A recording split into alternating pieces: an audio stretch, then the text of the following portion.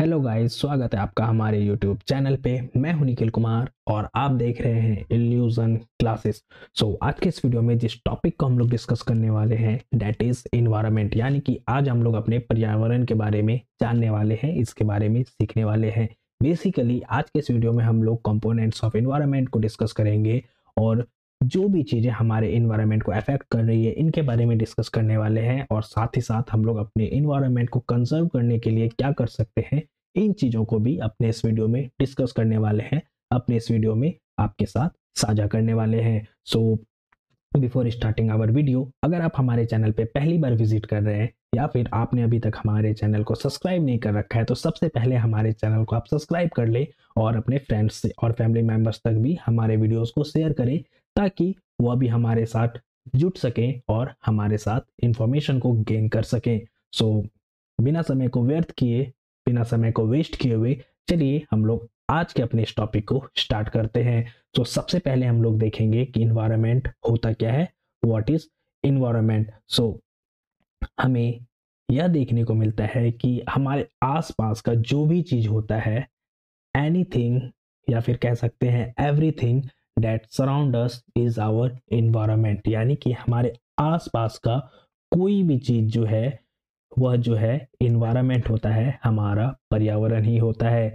इनमें हवा, पानी, जमीन, पेड़ पौधे, जानवर और ह्यूमन यानी कि मानव, हर एक चीज शामिल होते हैं। यानी कि चाहे वो कोई भी चीज हो, एक्स वाई जेड कोई भी चीज, जो भी आप अपने इर्द गिर्द, अपने आसपास, अपने अगल बगल में देख रहे हो, वह सारा का सारा चीज जो है एक इन्वायरमेंट क्रिएट करता है। उसी को जो है हम लोग इन्वायरमेंट कहते हैं। और ये सारी चीजें जो है हमारे लाइफ को यानी कि हमारे जीवन को जो है डायरेक्टली अफेक्ट करता है, यानी कि इसका जो है डायरेक्ट प्रभाव हमारे जीवन पे देखने को मिलता है। इसके बाद हमें देखने को मिलता है कंपोनेंट्स ऑफ इन्वायरमेंट, यानी कि इन्वायरमेंट के, पर्यावरण के कौन कौन से कंपोनेंट होते हैं, कौन कौन से घटक होते हैं। तो इसमें मेनली हमें 3 टाइप्स ऑफ कंपोनेंट देखने को मिलते हैं। First one is natural environment, जिसमें कि हम लोग देखेंगे कि नेचर के द्वारा जो भी चीज़ें हमें प्रोवाइड की गई हैं उन्हें जो है हम लोग नेचुरल इन्वायरमेंट कहते हैं।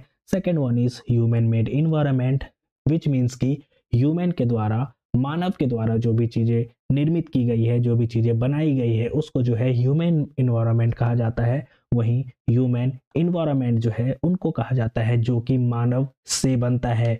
यहाँ पे आप इस फिगर में भी देख सकते हैं कि हमें नेचुरल इन्वायरमेंट, उसके बाद ह्यूमन मेड इन्वायरमेंट और ह्यूमन इन्वायरमेंट देखने को मिल रहा है। यहाँ पे हम लोग नेचुरल इन्वायरमेंट में वाटर यानी कि हाइड्रोस्फीयर देख सकते हैं, एयर यानी कि एटमॉस्फेयर देख सकते हैं, लिथोस्फीयर दैट इज लैंड देख सकते हैं, और all the living things which means कि बायोस्फीयर को देख सकते हैं।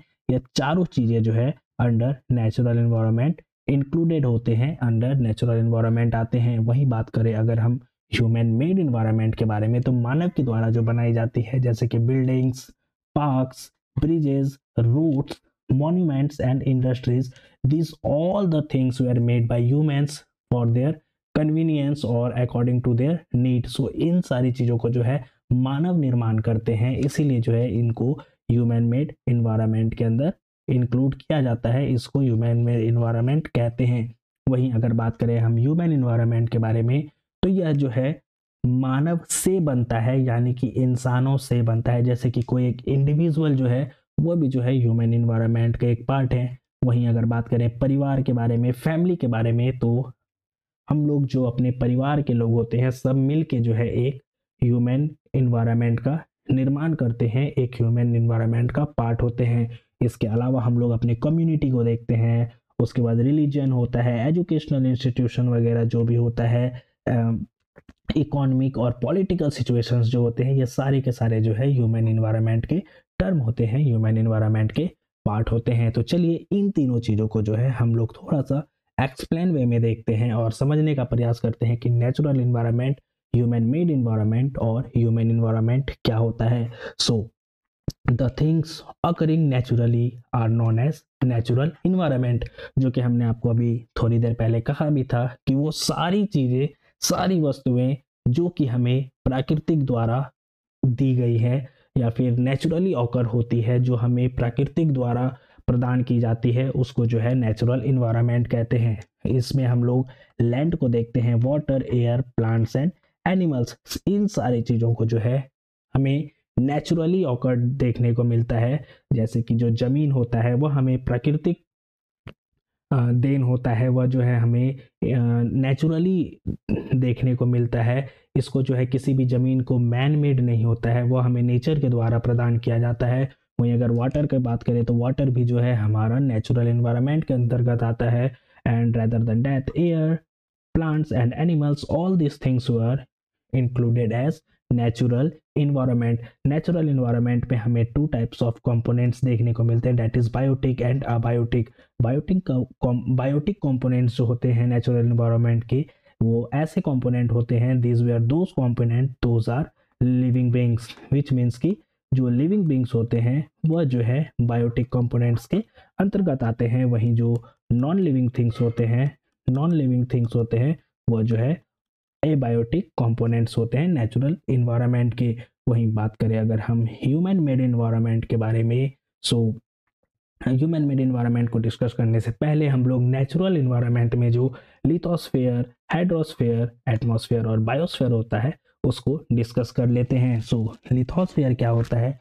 तो जितने भी लैंड मासेस हैं, जितने भी हमें भू क्षेत्र देखने को मिलते हैं, उसको जो है लिथोस्फेयर कहा जाता है। इसके अंतर्गत आते हैं माउंटेन्स, प्लेन्स एंड प्लेट्यूज, यानी कि पर्वत, पठार, और जो प्लेट्यूज होते हैं या प्लेन्स होते हैं और जो माउंटेन्स होते हैं, यह सारे के सारे लिथोस्फेयर के अंतर्गत आते हैं। After that we have hydrosphere, all water bodies are called hydrosphere, which means कि जितनी भी वाटर बॉडीज हैं, जितने भी जल वाले एरियाज हैं जहाँ पर कि हमें पानी देखने को मिलता है, वह सारे के सारे हाइड्रोस्फेयर के अंतर्गत आते हैं। वहीं अगर बात करें हम एटमॉस्फेयर के बारे में, तो air surrounding earth is known as atmosphere, यानी कि जो भी हवा है, जो भी वायु है जो कि हमारे अर्थ के चारों ओर मौजूद है, उसको एटमॉस्फेयर कहते हैं। वहीं बायोस्फेयर के बारे में बात करें दोस्तों, we called biosphere as zone of life, यानी कि ऐसा प्लेस जहाँ पर कि लाइफ एग्जिस्ट करता है, जहाँ पर कि लाइफ पाया जाता है, जीवन पाया जाता है, उसको बायोस्फेयर कहते हैं। If you want to learn more about this things, that is lithosphere, hydrosphere, atmosphere or biosphere, we had discussed these all things in our previous videos. If you want to learn about those things, so you can watch these videos. The link of that videos will be provided to you all in our description box. So अगर आप इन सारी चीज़ों को एक बार फिर से देखना चाहते हैं, अच्छे से डिटेल्ड वे में पढ़ना चाहते हैं, तो हमने जो है पहले इस टर्म पे लिथोस्फेयर, हाइड्रोस्फेयर, एटमॉस्फेयर और बायोस्फेयर पे जो है वीडियो बना रखा है। सो अगर आप उस वीडियो को देखना चाहते हैं तो डिस्क्रिप्शन बॉक्स से आप जाके उस वीडियो को देख सकते हैं। सो इस वीडियो में आगे बढ़ते हैं और हम देखते हैं अगला ह्यूमन मेड इन्वायरमेंट को और इकोसिस्टम के बारे में जानते हैं। सो इकोसिस्टम क्या होता है? तो ecosystem is a system created by the interaction of living and non living component. So अब जो है एक ऐसा सिस्टम जो कि बनता है लिविंग और नॉन लिविंग कंपोनेंट के इंटरेक्शन से, उसको कहते हैं हम इकोसिस्टम। अगर बात करें हम इसके इकोसिस्टम के एग्जाम्पल का, तो फॉरेस्ट, डेजर्ट, पॉन्ड, ग्रासलैंड, ये सारे के सारे जो हैं इकोसिस्टम के उदाहरण होते हैं, इकोसिस्टम के एग्जाम्पल होते हैं। और इकोसिस्टम जो है इकोलॉजिकल बैलेंस को मेंटेन रखने में काफ़ी महत्वपूर्ण योगदान निभाता है, काफ़ी एक अहम रोल होता है।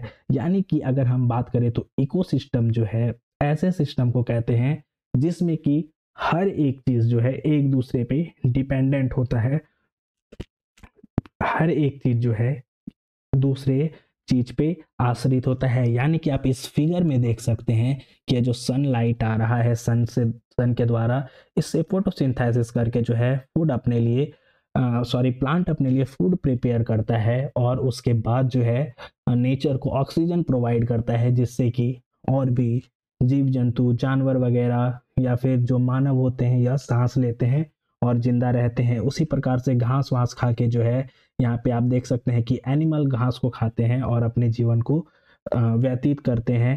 फिर ये जब मर जाएगा ये जानवर या फिर किसी के द्वारा मार दिया जाएगा, तो यह जो है जानवर का कुछ ना कुछ अवशेष या पूरा जानवर जो है इस मिट्टी में ही मिल जाएगा, डिकम्पोज हो जाएगा, और यह जो है फिर काफ़ी समय बाद जाके अपना फॉसिल्स फ्यूल का निर्माण कर देगा after a very long long time. उसके बाद ये सारी चीज़ें जो आपको इस फिगर में देखने को मिल रही है, यह सारी चीज़ें जो है कहीं ना कहीं जाके एक दूसरे के से इंटरलिंक्ड है और एक दूसरे को हेल्प करती है अपने जीवन यापन करने में। सो इन सारी चीज़ों का जो इंटरेक्शन है in term of either it is in chemical और फिजिकल प्रॉपर्टीज, तो आपस में अपने केमिकल और फिजिकल प्रॉपर्टीज का भी जो है आदान प्रदान ये लोग करते हैं और एक सिस्टम को निर्माण करते हैं। उसी को हम लोग जो है इको सिस्टम कहते हैं। So after then that now we have human made environment, यानी कि मानव निर्मित इन्वायरमेंट जो होता है, मानव निर्मित पर्यावरण जो होता है, यह जो है ह्यूमन मेड इन्वायरमेंट जो है मानवों के द्वारा बनाया जाता है, ह्यूमन के द्वारा क्रिएट किया जाता है। जैसे कि एग्जांपल पे हमें रोड, बिल्डिंग्स, इंडस्ट्रीज और मॉन्यूमेंट्स देखने को मिलते हैं। यानी कि आप जो इस फोटो में जो है जितने भी बिल्डिंग्स देख रहे हैं आप, या फिर आप इधर रोड देख पा रहे हैं, ये सारी चीज़ें, ये मॉन्यूमेंट्स हैं, या फिर जितनी भी चीज़ें यहाँ पे आपको इस फोटो में दिख रही है, ये सारे के सारे मानव के द्वारा निर्माण की गई है। यह जो है मानव निर्मित चीज़ें हैं और इसी को जो है ह्यूमन मेड इन्वायरमेंट कहते हैं। और यह जो है एक ऐसा डेवलपमेंट होता है, एक ऐसा कह सकते हैं हम कि प्रोसेस होता है जो कि इंसान के कंफर्ट को और डेवलपमेंट को सपोर्ट करता है, यानी कि उसके सहूलियत को और जो है उसके प्रकृति को सपोर्ट करता है, सहायता प्रदान करता है। वहीं इसके अलावा अगर हम बात करें ह्यूमन इन्वायरमेंट के बारे में, तो जो भी ह्यूमन एक्टिविटीज़ होती है, जो भी मानव गतिविधियां होती है, जो कि सराउंडिंग्स को शेप देती है, यानी कि अपने आसपास को जो है आकार देती है, अपने इन्वायरमेंट को क्रिएट करती है, उसी को जो है ह्यूमन इन्वायरमेंट कहते हैं। अगर हम सिंपल टर्म में देखें तो हम कह सकते हैं कि जो ह्यूमन मेड इन्वायरमेंट है वह जो है मानव के द्वारा बनाया जाता है। वहीं अगर हम बात करें ह्यूमन इन्वायरमेंट का, तो यह जो है मानव से बनता है, यानी कि मानवों से जो बनता है उसको ह्यूमन इन्वायरमेंट कहते हैं। वही मानव द्वारा या फिर ह्यूमन के द्वारा जो निर्माण किया जाता है उसको ह्यूमन मेड इन्वायरमेंट कहते हैं। और ह्यूमन इन्वायरमेंट में फैमिलीज आते हैं, सोसाइटी होते हैं, एजुकेशन होता है, गवर्नमेंट होता है, इकोनॉमी होता है। यानी कि फैमिली में जो है लोग ही मिलके परिवार को बनाएंगे, ना कि परिवार में किसी घर को सदस्य बनाया जाएगा या फिर टेबल को सदस्य बनाया जाएगा। यानी कि हम अपने घर में भी देखते हैं तो हम मम्मी, पापा, भाई, बहन, ये सारे लोग मिलके जो है एक परिवार को बनाते हैं, एक परिवार का निर्माण करते हैं और इसको ह्यूमन इन्वायरमेंट कहा जाता है। वहीं अगर हम सोसाइटी को देखें तो सोसाइटी में अलग अलग प्रकार के लोग रहते हैं, अलग अलग जाति के लोग रहते हैं, अलग अलग समुदाय के लोग रहते हैं, अलग अलग धर्म के लोग रहते हैं। इन सारे लोगों के द्वारा जो है एक इन्वायरमेंट का फॉर्म होता है, इन्वायरमेंट का निर्माण होता है और इसको हम लोग ह्यूमन इन्वायरमेंट कहते हैं। और ह्यूमन इन्वायरमेंट से जो है हमें कल्चर और ट्रेडिशन का इन्फ्लुएंस देखने को मिलता है। काफ़ी हद तक कल्चर और जो ट्रेडिशन है इसमें हमें अलग अलग प्रकार से ट्रांजिशन देखने को मिलते हैं। सो अगर इसके बाद अगर हम बात करें तो ऐसी कौन कौन सी चीज़ें हैं जो कि हमारे पर्यावरण के लिए थ्रेट है, यानी कि हमारे पर्यावरण के लिए हैजार्डस है, यानी कि नुकसानदेह है। सो किन किन चीज़ों से जो है हमारे पर्यावरण को, हमारे इन्वायरमेंट को क्षति पहुंच सकता है, किन किन चीज़ों के वजह से जो है हमारे इन्वायरमेंट को बहुत हद तक जो है कह सकते हैं हम कि बैकलेस का सामना करना पड़ सकता है। तो उन सारी चीज़ों को हम लोग यहाँ पे देखेंगे। तो जो सबसे इम्पोर्टेंट एस्पेक्ट है, जो सबसे बड़ा थ्रेट है हमारे इन्वायरमेंट के लिए, वह है पॉल्यूशन, दैट इज प्रदूषण। प्रदूषण जो है हमारे इन्वायरमेंट के लिए एक सबसे बड़ा थ्रेट अभी के टाइम पे हो गया है, क्योंकि बहुत ही रैपिडली जो है पॉल्यूशन बढ़ता जा रहा है। वहीं दूसरा देखें हम तो डिफॉरेस्टेशन जो है हमें देखने को मिलता है, विच मीन्स कि हम लोग अपनी सोसाइटी को बसाने के लिए, इंडस्ट्रीज को बैठाने के लिए या फिर फैक्ट्रीज को इस्टेब्लिश करने के लिए जो है काफ़ी रैपिडली पेड़ को कट किए जा रहे हैं बिना कुछ सोचे समझे, जिसके कारण जो है हमें काफ़ी हद तक ग्लोबल वार्मिंग में इंक्रीजमेंट देखने को मिल रही है। और यह भी जो है डिफॉरेस्टेशन जो है एक काफ़ी बड़ा थ्रेट के तौर पे हमें देखने को मिलता है। वहीं अगर हम बात करें तीसरा टर्म के बारे में, तो वह है क्लाइमेट चेंज। काफ़ी हद तक जो है जलवायु में हमें परिवर्तन देखने को मिल रहा है, जो कि एक और भी दूसरा हमें थ्रेट देखने को मिलता है। वहीं बात करें हम तो तो चौथा है हमारे पास ओवर पॉपुलेशन, यानी कि काफ़ी जो है तेजी से जो है जनसंख्या में वृद्धि देखने को मिल रही है, और इसके कारण भी जो है इन्वायरमेंट काफ़ी हद तक इम्बैलेंस हो रहा है, और साथ ही साथ ओवर यूज ऑफ रिसोर्सेज भी हो रहे हैं। यानी कि अगर किसी चीज़ का यूज़ हमें 1 गिलास पानी का अगर यूज़ है तो हम यूज़ कर रहे हैं 4 गिलास पानी, और 3 गिलास जो है हम इसको वेस्ट कर रहे हैं। तो इसी को हम लोग जो है ओवर यूज़ कहते हैं, जिसके कारण जो है हमें इन फ्यूचर या फिर अभी ही हमें कई टर्म में जो है अलग अलग चीज़ों का स्कार्सिटी देखने को मिलता है, अलग अलग चीज़ों का हमें कमी देखने को मिल रहा है। सो ये सारी चीज़ें थी, ये सारी चीज़ें हैं जो कि इन्वायरमेंट के लिए थ्रेट है, इन्वायरमेंट के लिए नुकसानदेह होता है। सो अगर यह थ्रेट है तो इसका कुछ निवारण भी होगा, इसका कुछ सॉल्यूशन भी होगा। तो चलिए हम लोग इसको भी देख लेते हैं कि कैसे हम लोग जो है अपने इन्वायरमेंट को प्रोटेक्ट कर सकते हैं, कैसे जो है हम लोग अपने इन्वायरमेंट को बचा सकते हैं। तो सबसे पहला जो काम हमें करना चाहिए वह है ज़्यादा से ज़्यादा प्लांट करना चाहिए ट्रीज को, यानी कि ज़्यादा से ज़्यादा जो है हमें पेड़ लगाने चाहिए, ताकि जो है हमें ग्लोबल वार्मिंग में जो है जो तेजी से हमें देखने को मिल रहा है कि ग्लोबल वार्मिंग बढ़ रहा है, उस पर हम लोग स्टॉप कर सकें, उस चीज़ को, उस पर थोड़ा रोक लगा सकें। और जो प्लास्टिक है उसके यूज़ को रिड्यूस करें, उसके यूज़ को कम करें, और पानी और बिजली को बचाएं। यानी कि बचाने का यह मतलब नहीं होता है कि आप उसको यूज़ ही ना करें। पानी और बिजली बचाने का मतलब यह है कि आपको जितना ज़रूरत हो अपने आवश्यकता के अनुसार जो है आप उन चीज़ों को यूज़ करें, ताकि उसका जो है ओवर यूज़ ना हो, वह एक्सप्लॉइट ना हो बहुत ज़्यादा, और वह वेस्ट ना हो। वहीं अगर बात करें तो हमें चीज़ों को जो है रीयूज़ करना चाहिए या फिर रिसाइकल करना चाहिए।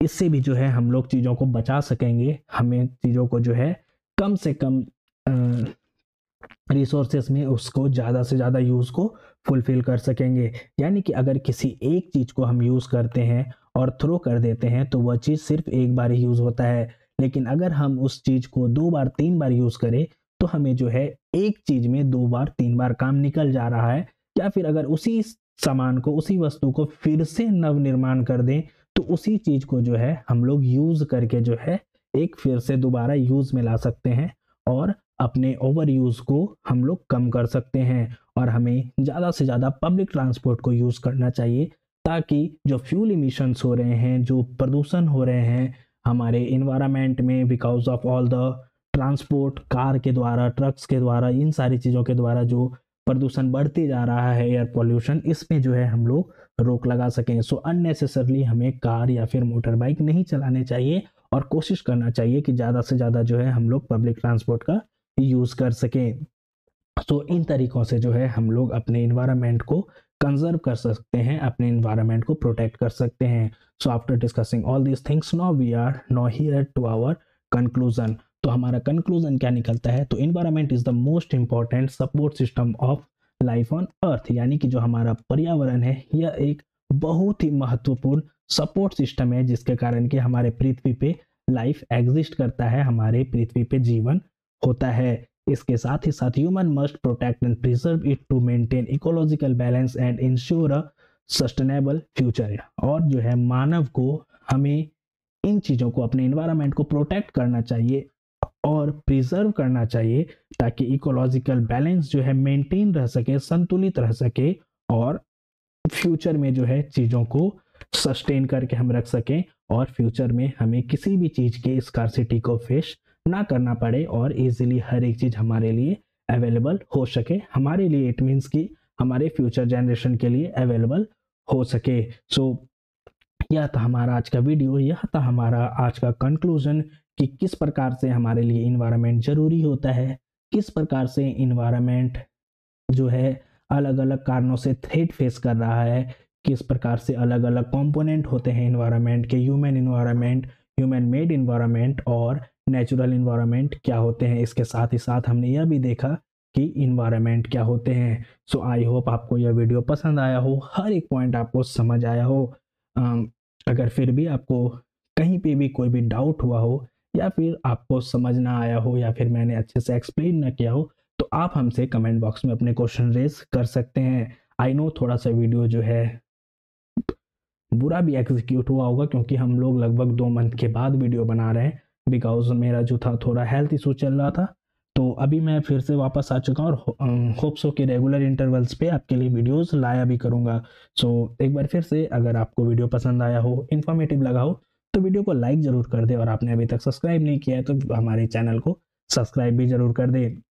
सब्सक्राइब करने के बाद बेल आइकन ज़रूर दबाएं, ताकि हमारे आने वाले वीडियोस का नोटिफिकेशन आप तक पहुंच सके और आप इजीली हमारे वीडियोस को फाइंड आउट कर सके। अपने फ्रेंड्स और फैमिली मेम्बर्स तक हमारे वीडियोस को, हमारे चैनल को शेयर करें, ताकि उन तक भी हमारा वीडियो पहुंच सके और वे भी हमारे साथ हमारे चैनल पे जुड़ सके। So that's it for today's video. Thank you for watching. जय हिंद, वंदे मातरम, भारत माता की जय।